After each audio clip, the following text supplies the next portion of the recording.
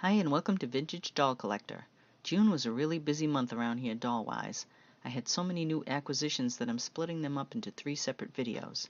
In this first video, you'll see all the antique dolls that I got last month. The next video will be of travel dolls from around the world. The third video will be vintage and a few moderns. I'm also working on a new doll show video, so stay tuned for that one as well. Okay, here we go. This boy doll is marked 62 on the back of his head. He has beautiful blue stationary paperweight eyes. He's 14 inches tall and has a wonderful antique velvet suit. Here's another boy doll. This little guy's just 7 inches tall. He's marked Armand Marseille AM Dep 11-0 on the back of his head. He has a 5-piece body with black molded boots. He wears his wonderful felt uniform with belt and sword. The paper label number 303 was an inventory number used by a previous owner who collected dolls in the 1920s and 30s. Here's a closer look at his boots. And here's the sword.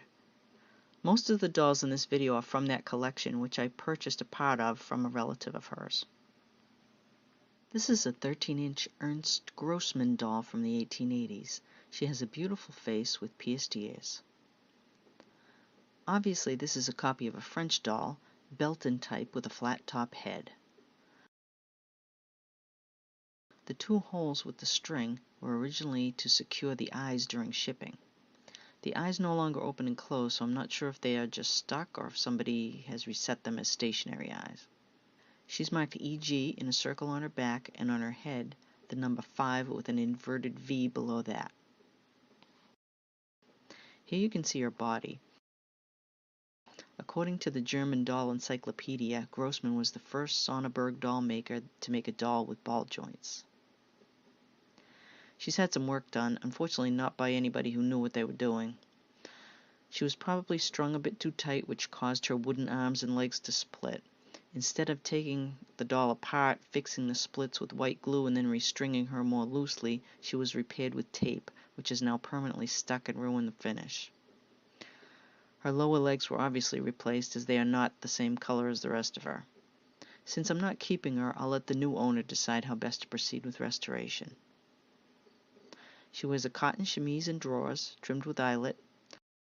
Underneath, she has lacy socks and oilcloth shoes.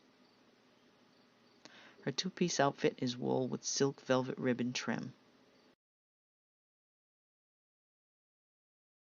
She has a wonderful old wig.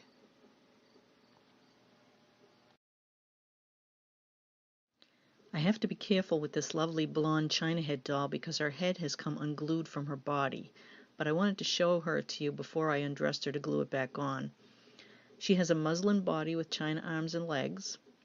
Her pretty dress is unfortunately disintegrating, and it was not made to be removable, so I'll have to unstitch it to fix her. I love the style though, and even though she's a common low-brow china, she has a pretty face. She's marked Germany on the back of the shoulder plate. This sweet lady is molded and painted like a China head doll, but her porcelain is not shiny like a China head, so she would be considered a Parian doll, or more accurately, an unglazed, untinted bisque doll. Untinted meaning she has the very white skin tone. She has a cloth body with bisque arms and legs. Her antique dress is in good condition, but the silk ribbon on her waist and hat is in tatters, which is why I'm holding it like this.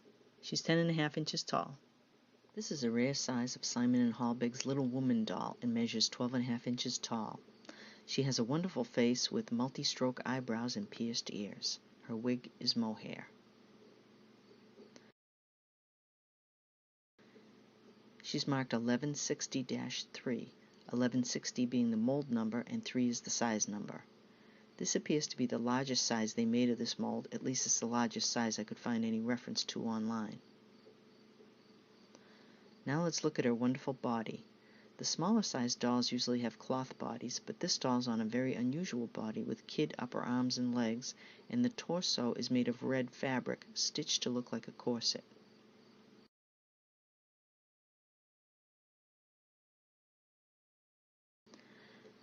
She has bisque lower arms. She's missing a thumb on one hand.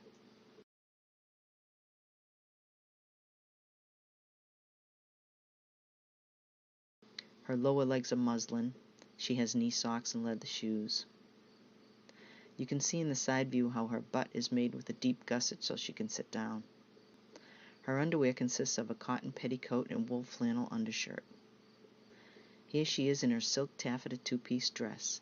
The bodice is quite deteriorated, but fortunately the lining, which is glazed cotton, is holding it together. The pleated trim is the same fabric as the dress.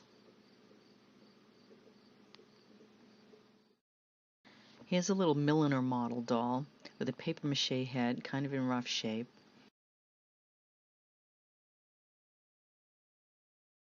She has her original kid body with wood arms and legs. I love her pointy yellow shoes. Here's another one, also well loved, with the same construction. She has a really nice hairstyle with long curls.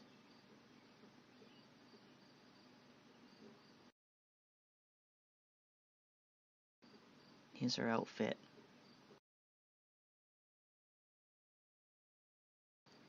I love the way her hands are carved to show fingers of different lengths.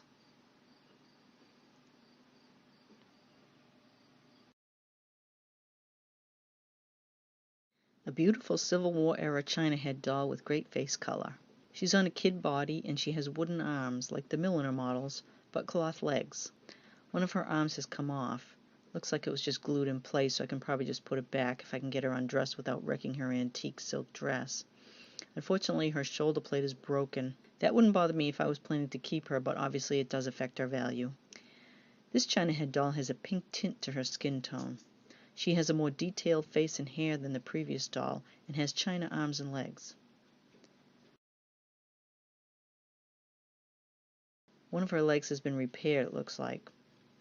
She's 14 inches tall and has nice old clothes, although the skirt's full of holes. Here's a shot of her together with the previous doll so you can see the difference in their skin tones. This lovely head is a Simon Halbig 1079 with a pretty mohair wig and antique bonnet. Unfortunately, her eyes are out, and looking through the eye socket, I can see that one of them is broken.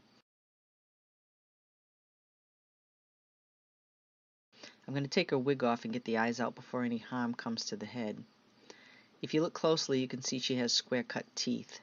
From what I have read, that means she's an early model. She also has pierced ears.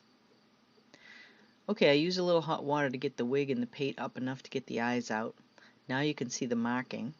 And also I can see now that she has a hairline coming down from the back just to the left of the marking. Well, she's still a pretty face. Here's a fairly common lowbrow China head doll, but she has a gold snood painted on the back of her hair. My question is this original or something somebody added later? Her dress is silk, the bodice is melting, but the rest of it is not too bad. Here's another lowbrow china. This one has a much nicer face and big hair. She also has an awesome antique silk dress. Her hands are made of gray kid, looks like she's wearing gloves. Here you can see the 2 layers of trim at the bottom of the skirt.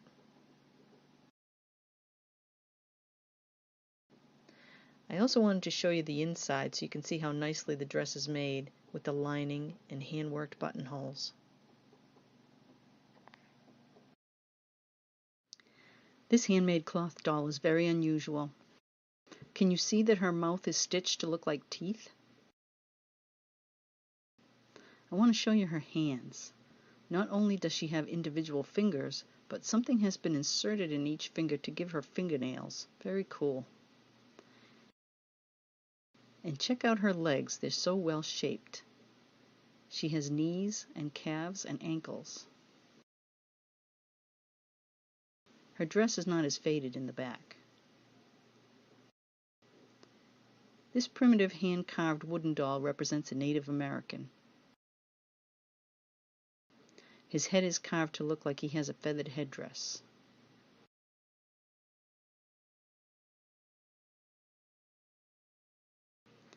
He appears to be jointed with nails. Whatever he was holding in each hand is broken off.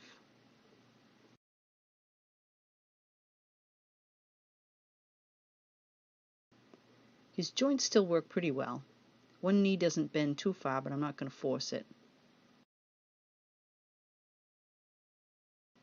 Here's a better look at his face.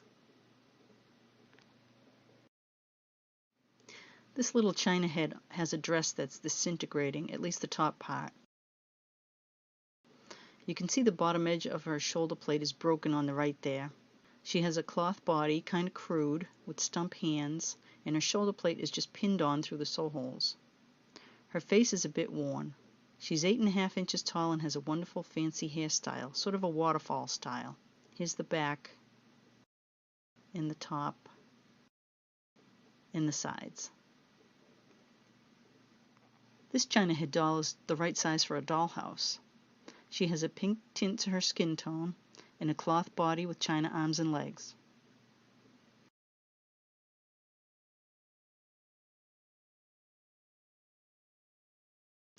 Here's a closer look at her face and hair. Here's a pink bisque girl with molded flowers in her hair.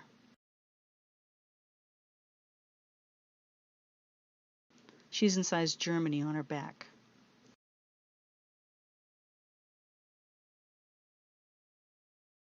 Her legs don't match the rest of her. I think they came from a different doll. This unmarked all bisque doll has a gorgeous face, glass eyes, and a mohair wig. Unfortunately, one foot is broken, and her legs and torso are all one piece, so they can't be replaced. And her neck has been broken and re-glued also. Hopefully I can still find her a good home.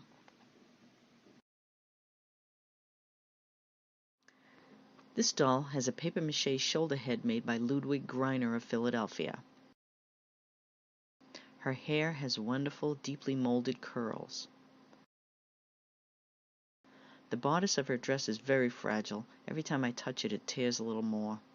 Her body's not in great shape either. Her leather arms are in pieces. I love the trim on the skirt, and she has nice leather shoes. The fabric of her dress is very faded. She has a label on the back of the shoulder plate with an 1872 copyright date. This tin head doll is marked Germany on the back of her shoulder plate and Minerva on the front. She came with a provenance from the 1940s, telling how the doll was put together from parts of different dolls. The body had originally had a china head on it, and the clothes are all original to that doll. The metal head replaced the china one, which was presumably broken, and the hands and feet came from another doll. The dress fabric has a nice jacquard weave. Now I'm going to show you a group of tiny dolls and figurines. This couple is made of wax. I looked online but couldn't find anything else like them. If you have one of these or know anything about them, please leave a comment and let me know. They're very detailed for the small size. The man has some damage. He's lost both his arms, but he has great detail too. On the back you can see he's sitting on a tree stump. This all bisque immobile doll is just 1 5/8 inches tall. That's just over 4 centimeters for those of you outside the US. She has a molded dress, apron, and bloomers. This has got to be one of the most unusual dolls I've ever seen. He's called a thumbs up. He's just a little over 1 inch tall. His head is made of wood, and he originally had tiny glass bead eyes. His body is sterling silver. This one's very tarnished, and he has jointed arms. These good luck charms were sent to British soldiers in World War I by their sweethearts at home. This little girl is a painted bisque Carl Horn doll. At least that's what I've read online. I was able to lift her crocheted dress up just enough to see that she's in size Germany on her back. She's 1.5 inches tall. This carved wood figure is the same size, 1.5 inches, and has amazing detail for such a little lady. I believe she's from South America. Check out the long braid down her back. It looks like she had feet at one time, which have broken off. Check out this tiny frozen Charlotte. Actually, I think he's really a frozen Charlie because the way his hair is painted suggests that it was parted on the side, and ladies didn't part their hair on the side back in the 19th century. He has a pink skin tone and is 1 5/8 inches tall. This frozen Charlotte is dressed in a scrap of silk ribbon. She has gold painted boots and a gold tiara or hair comb. She's 2 inches tall. A China fisherman figurine, 1 5/8 inches tall. He carries a fish in one hand, and I think that's supposed to be a net behind his leg. He's stamped Germany on the bottom. This tiny peg wooden doll has been well loved. She's missing one arm and both legs. With her ribbon skirt, she measures a total of 1 3/4 inches tall. Here's a close-up of her face, showing the wear. I saved the teeny tiniest doll for last. This peg wooden is just 5/8 of an inch tall, and all her joints work.